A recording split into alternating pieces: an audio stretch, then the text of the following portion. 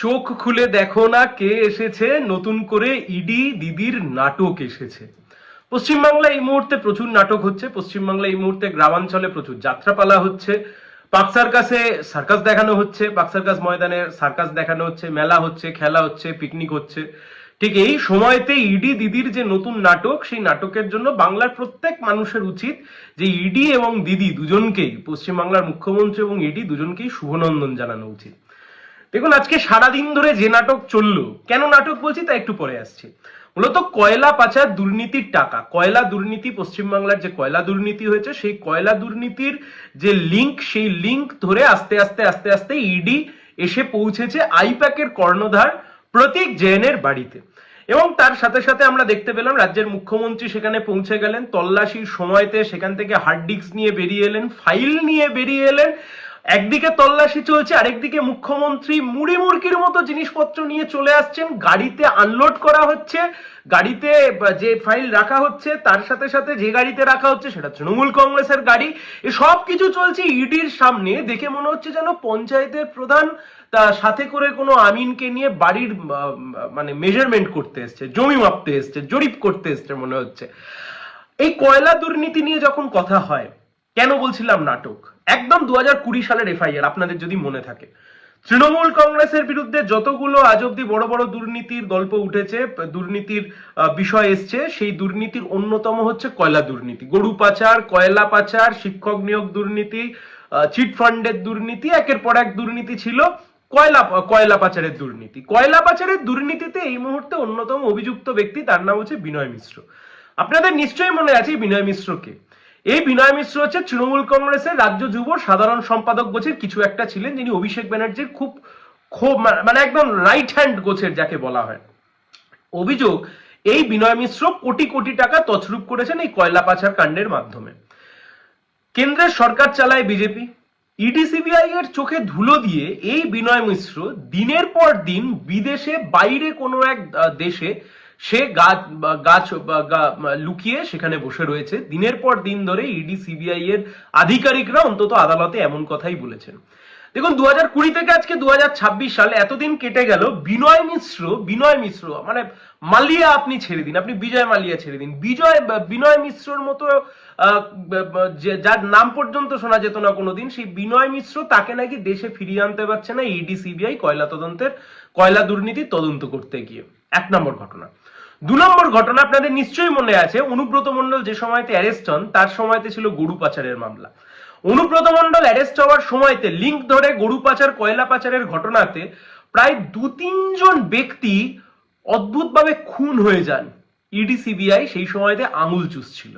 আপনাদের নিশ্চয়ই মনে আছে বকটুইতে খুনের ঘটনা, হাইকোর্ট বলেছিল সিবিআই তদন্ত। অন্যতম অভিযুক্ত, তাকে মৃত অবস্থায় পাওয়া গেল সিবিআই কাস্টাডির মধ্যে। আজ থেকে কিছুদিন আগে শেখ শাহজাহানের বিরুদ্ধে যে মামলা চলছে, সেই মামলায় সাক্ষী দিতে যাওয়ার সময় সাক্ষীর পরিবারের একজন রাস্তায় নেমে খুন হয়ে গেল। পশ্চিমবাংলার বুকে তৃণমূল কংগ্রেসের মাথারা যে দুর্নীতি করেছে, কলকাতা হাইকোর্টের একের পর এক বিচারপতি এই মামলার যখন শুনানি করেছেন, আপনাদের প্রত্যেকের মনে আছে সেই মামলাতে একটি সময়তে জাস্টিস অমৃতা সিনহা তিনি বিস্ময় প্রকাশ করে বলেছিলেন যে অভিষেক বন্দ্যোপাধ্যায়ের মাত্র একটি অ্যাকাউন্ট, আর কে অভিষেক বন্দ্যোপাধ্যায়, তার পরিবারের নাম কেন লেখা নেই, তার ডিটেলস কেন লেখা নেই। এমন তদন্ত করেছে ইডি এবং সিবিআই যে অভিষেক বন্দ্যোপাধ্যায় কে, অভিষেক বন্দ্যোপাধ্যায় কোথাকার অভিষেক বন্দ্যোপাধ্যায়, কি তার পরিচয়, সেটুকু পর্যন্ত সেই দুর্নীতির মামলাতে আদালতের সামনে নিয়ে আসতে পারেননি। লিপস অ্যান্ড বাউন্স দুর্নীতি করেছে, লিপস অ্যান্ড বাউন্সের মধ্যে দুর্নীতির টাকা গেছে, এই অভিযোগ আজকের নয়, অভিযোগ বহু পুরানো অভিযোগ। কমরেড গৌতম দেব সেই সময়তে অভিযোগ করেছিলেন। 10 বছর ধরে ইডি আর সিবিআই বুড়ো আঙুল চুষছিল। 2020 সাল থেকে আজকে 2026 সাল, ঠিক ভোটের 3 মাস আগে মনে পড়েছে যে ওই যে চোখ খুলে দেখো না কে এসেছে, নতুন করে ইডি দিদির নাটক জমেছে। আপনি দেখুন কি মানে, আপনি একবারের জন্য ভাবুন, আপনার লোকাল থানার কোনো পুলিশ আপনার এলাকায় কোনো চোর বা ডাকাতের বাড়িতে গেছে তল্লাশি করতে। আচ্ছা, আপনি পারবেন তার বাড়িতে ঢুকে আপনি তল্লাশি চলবার সময়, আপনি যত বড় মোড়ল মাতব্বর যেই হন, আপনি পারবেন তার বাড়িতে গিয়ে সেখান থেকে কোনো রকমের কোনো ডকুমেন্টস নিয়ে চলে আসতে তল্লাশি হওয়ার সময়তে? মুখ্যমন্ত্রী কিভাবে গেলেন, কে অ্যালাউ করলো, মুখ্যমন্ত্রী কি করে ঢুকলেন, মুখ্যমন্ত্রী কিভাবে গিয়ে সমস্ত কিছু নিয়ে বেরিয়ে আসলেন? তাহলে এটাকে কি বাংলার মানুষ সেটিং বলবে? না, রাজীব কুমারের সময়তে 2019 সাল আমাদের প্রত্যেকের মনে আছে, রাজীব কুমারের সময়তে চিটফান্ডের দুর্নীতির মামলায়, সেই সময়তে সারদা এবং রোজভ্যালি চিটফান্ডের দুর্নীতির মামলাতে সিবিআই যখন জিজ্ঞাসাবাদ করতে যাচ্ছে রাজীব কুমারকে, ঠিক সেই সময়তে রাজীব কুমারকে অ্যারেস্ট করা যাবে না, রাজীব কুমারকে জিজ্ঞাসাবাদ করা যাবে না বলে রাস্তায় বসে পড়েছিলেন মাননীয় মুখ্যমন্ত্রী। সেই মামলা 2019 সালের মামলা, সিবিআই গিয়ে সুপ্রিম কোর্টে লড়াই করলো 2025 সালে, এবং শেষ অব্দি এই 5 বছর 6 বছর সময়কাল ধরে রাজীব কুমার বহাল তবিয়াতে বাইরে ঘুরে বেড়ালেন, ইডি বা সিবিআই কেউ কোনো রকমের কোনো ব্যবস্থা করলেন না। আচ্ছা বলুন তো, এই যে ধরুন সিবিআই সেদিনকে তদন্ত করতে যাচ্ছিল, মুখ্যমন্ত্রী রাস্তা আটকে বসে পড়েছিলেন, কোন ব্যবস্থা গ্রহণ করেছে সিবিআই?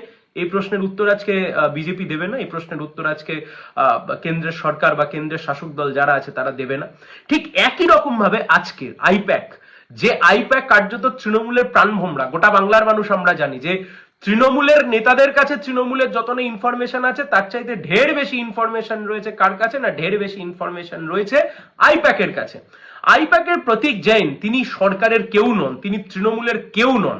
এমনকি খোদ মাননীয় মুখ্যমন্ত্রী যখন পার্থ চট্টোপাধ্যায় গ্রেপ্তার হন, পার্থ চট্টোপাধ্যায় শেষ যাকে ফোন করেছিলেন, যে লিস্ট রয়েছে অ্যারেস্টের সময়তে যে মেমো প্রিপেয়ার করা হয়েছিল, সেই মেমোতে যে ফোন নাম্বার দেওয়া ছিল সেটা মুখ্যমন্ত্রীর ফোন নাম্বার। মুখ্যমন্ত্রীকে যখন ফোন করেছিলেন, মুখ্যমন্ত্রী সেই সময় ফোনটুকু পর্যন্ত তোলেননি। সিবিআই যখন অনুব্রত মণ্ডলকে অ্যারেস্ট করতে গেছিল, সেই সময় মুখ্যমন্ত্রী গিয়ে অ্যারেস্ট আটকাননি।